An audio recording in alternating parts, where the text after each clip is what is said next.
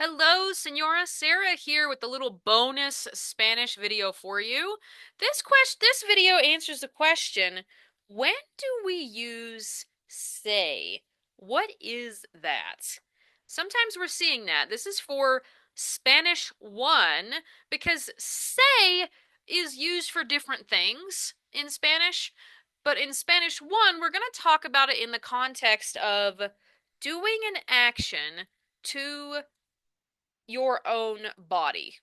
Okay? Remember, there's more than one reason why we use say in Spanish, but this year we're talking about using say for this. Okay? Let's dig a little bit deeper here in this bonus video. So far, you may have seen say used in these kind of verbs. You may have seen like levantarse. Maybe I put in despertarse.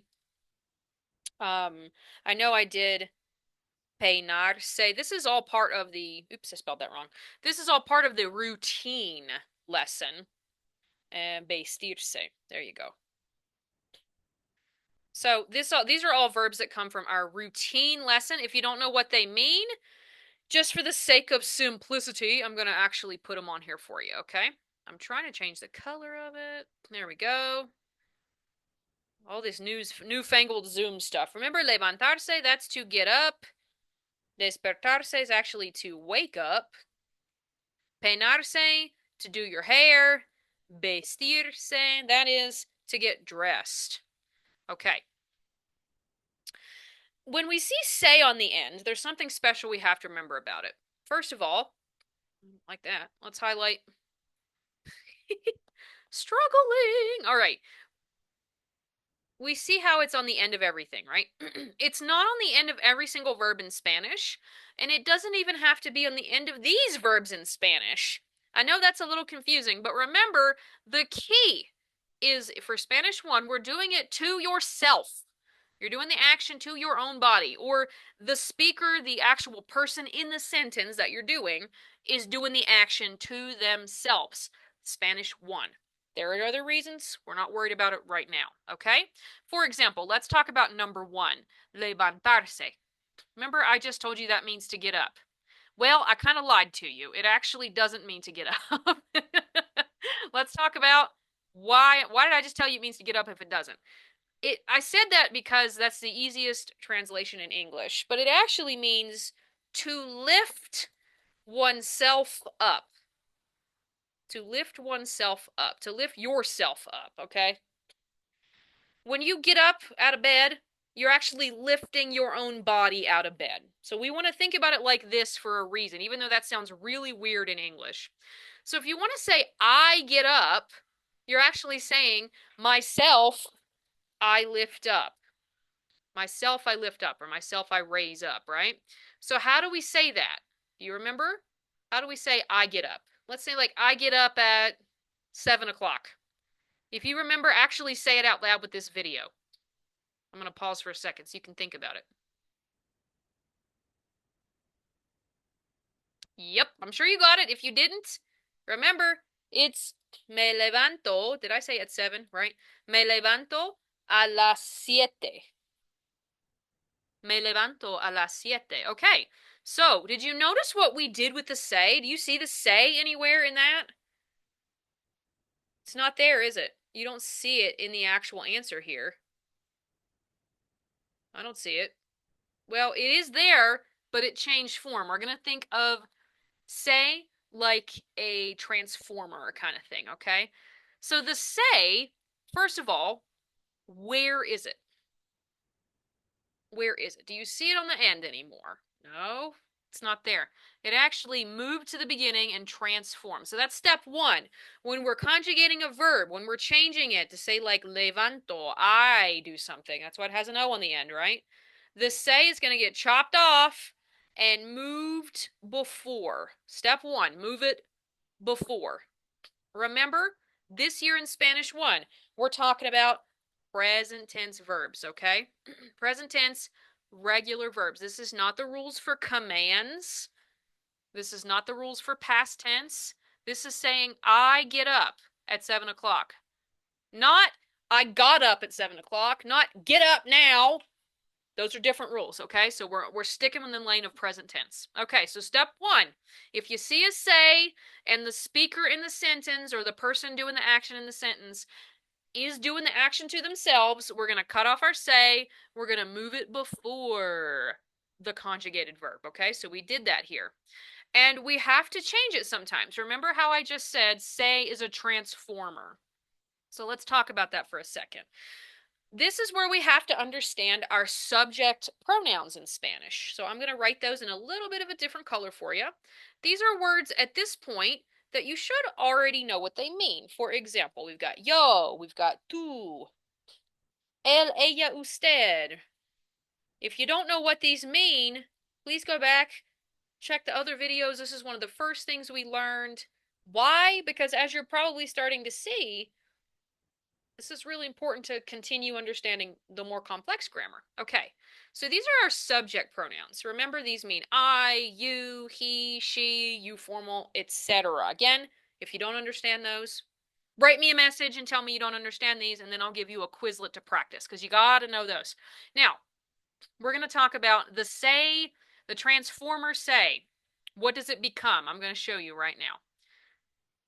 It might be helpful for you to write this down, actually. This is a really good thing to write down because you're going to need it. Okay, there we go. I just want to make it a little bit bigger. I'm going to stick this beside that list. I just don't want to struggle right now. Okay, we've got me, te. I'm trying to make it so you can see like what they correspond to. So these are all say, okay? Remember, I'm just showing you what it transforms to depending on who's doing the action in the sentence. To themselves. You got to do the action to your own body. Okay, él, ella, and usted, they all get say.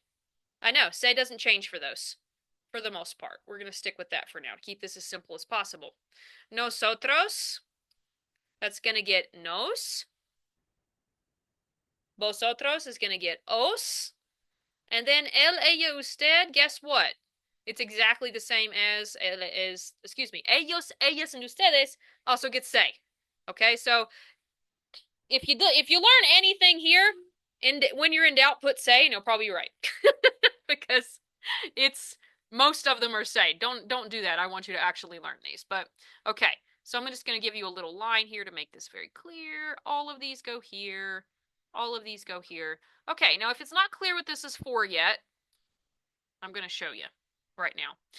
All right, let's see in our first sentence here, right here, who's doing the action? If you had to pick one of these green words, the subject pronouns, which one would you put to fit correctly in that sentence? Remember, we're trying to say I get up at 7 o'clock, or I lift myself up at 7 o'clock.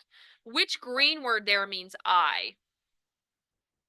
I'm sure you probably know that. Remember, that's yo, right? So the sentence could say this. If you want to make it easier on yourself, it doesn't have to say yo. Remember, yo's actually optional in Spanish. A lot of native speakers won't even put it. But it could say like this. Yo me levanto a las 7. That's also correct. Okay? It can say me levanto a las 7. It can say yo me levanto a las 7. Both are good. There's nothing wrong with either of those answers. Okay. So you see, we've got a yo in the sentence. And so we know if we're going to put the direct object pronoun or the reflexive verb pronoun, these have different words depending on the context. The one that goes with it is may. So you have to put may for that one. You can't choose a different one. It corresponds to yo.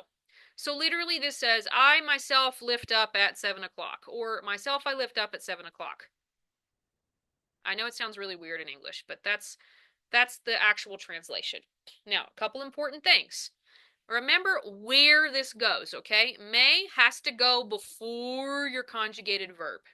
You can't stick it like before the yo. Don't put it after for a conjugated verb. That means your verb is changed, okay?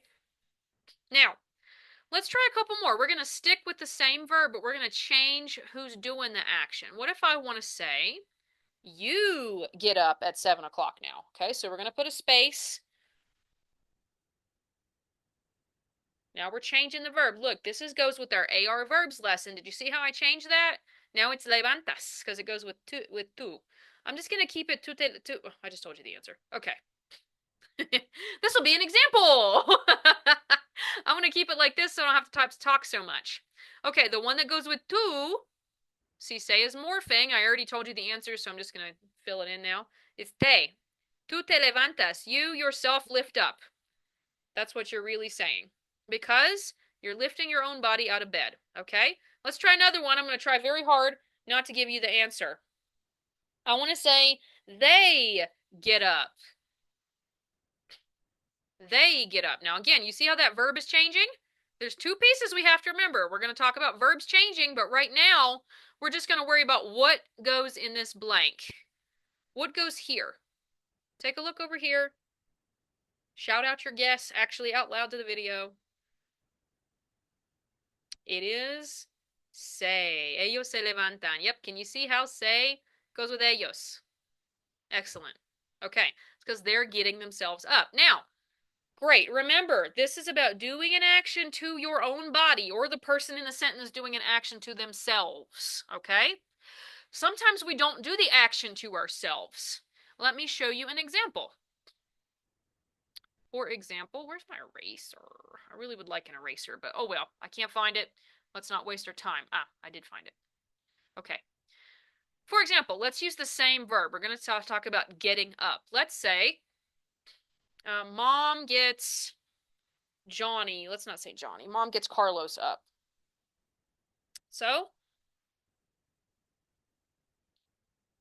no, let's say, we're not going to say gets up. Remember how this is lifts up? I'm changing my mind here because I don't want to make the sentence more complicated. So we're going to say Mom lifts up the cat. Or the book. Okay. In this sentence,